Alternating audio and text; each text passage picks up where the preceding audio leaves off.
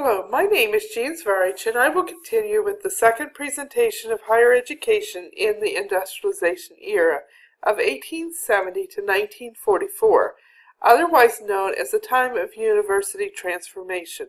I have chosen to describe the student and faculty sections of this presentation.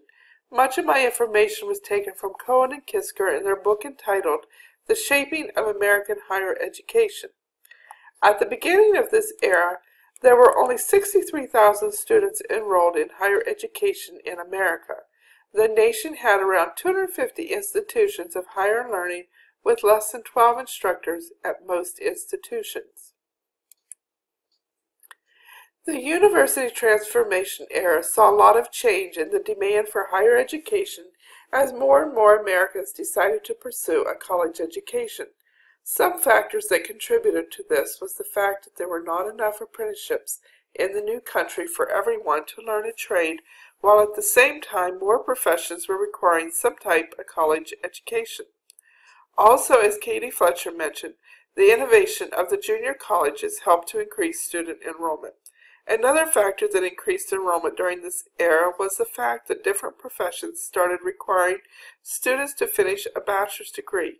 For example, the teaching and medical professions required a 4-year bachelor's degree, and the law profession started to require 3 years. One of the greatest motivations was the belief that higher education could help one to obtain another class of living. Bledstein in 1976 summed up this ideal by stating, "In a nation without an effective apprenticeship system and without a significant gentry, the school diploma more and more served as a license with which an individual sought entry into the respectability and rewards of a profession." As you can see by the chart on the right, enrollment was steady in the late 1800s and really spiked in the early 1900s. In 1870, the young nation had 2% of their 18-year-olds enrolled in college. In 1890, 3%. In 1900, 4%. In 1910, 5%, in 1920, 8%, with a doubling of that figure of 18-year-olds attending college in 1940. An interesting fact to note about the increase in student enrollment is that in 1870, America could boast of more institutions of higher education than in all of Europe. As noted in most eras, admissions requirements changed in the Industrialization Era from 1870 to 1944. Requirements varied over time and from college to college. Some of the main subjects that were added to the already expected requirements had to do with physical geography, modern languages, and physical science. Harvard led most of the innovations in this era. However, Princeton and Michigan soon followed suit. Harvard emphasized a strong background in mathematics. It was not until 1870 that Princeton led the way in requiring a strong background in English. Other institutions followed suit, requiring an English composition, which later became the essay requirements that have extended into modern-day applications. Most applicants that were accepted because of academic merits, but sometimes alumni children or children from wealthy families were accepted without academic merit. During this era, the Scholastic Aptitude Test was developed first as the measure for the aptitude to study and later for the measure of one's knowledge in a certain subject. A form of this test is still used by many institutions as an entrance examination. To the right, you will notice a picture taken in June of 1926, when 8,000 students took the Scholastic Aptitude Test for the first time.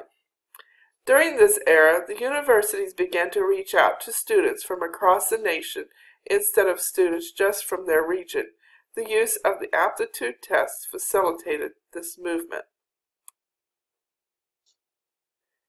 During the University Transformation Era, emphasis was placed on the student as a whole, which increased the institution's involvement in the residential experience. The colleges and universities became a community within which a student could participate in fraternities, sports, debating societies, and many other extracurricular activities.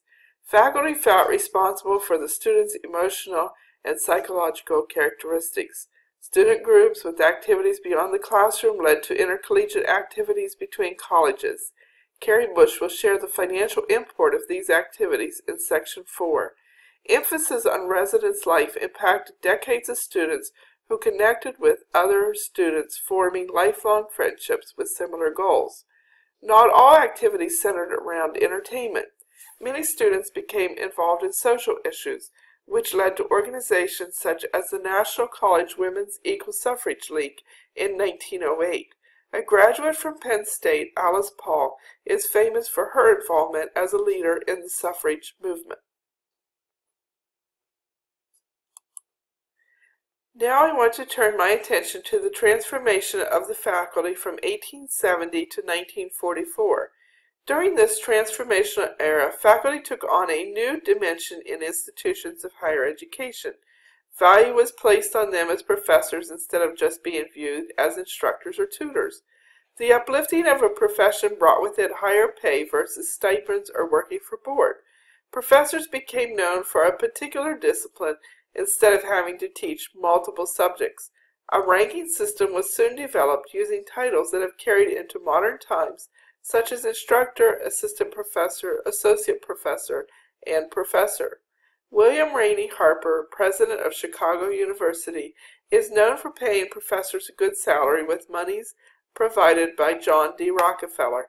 He was able to choose the best professors, and many other college presidents joined the ranks of his faculty.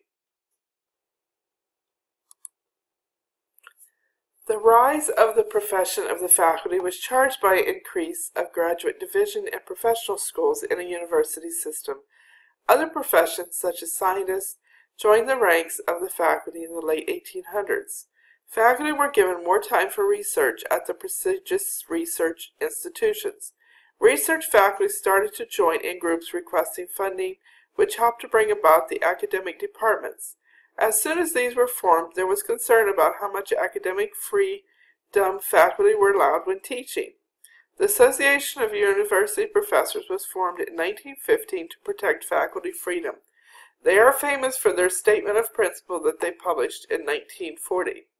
Harvard was the first university to grant a sabbatical leave in 1880. Different groups were formed from faculty joining together for research of different disciplines.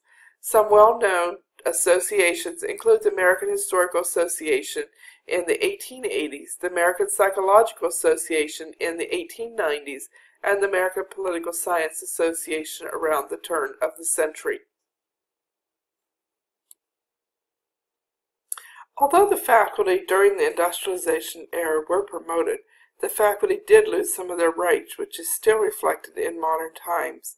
First, the accreditation of the institution was taken over by institutional accrediting agencies, and secondly, the admissions criteria started to be enforced by administrators.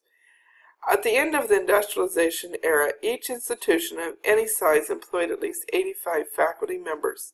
Christina Gibson will be presenting the next section, which includes Curriculum and Governance of Higher Education in the Industrialization Era, Section 3.